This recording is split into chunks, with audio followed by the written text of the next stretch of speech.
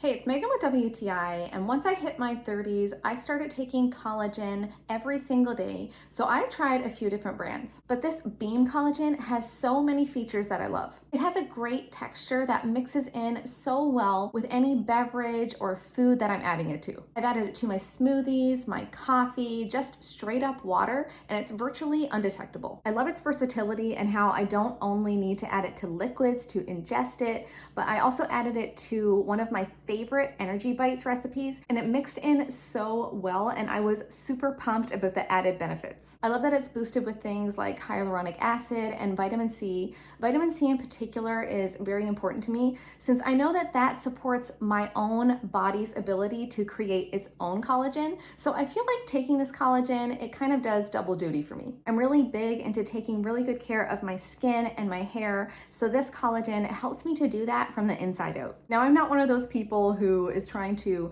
stop the clock when it comes to aging, but anything that is going to reinforce my well-being and help me to feel and look my best as I'm aging is definitely something that I'm going to be on board with. This Beam Collagen has been so easy to incorporate into my daily life. It has just blended seamlessly into my diet.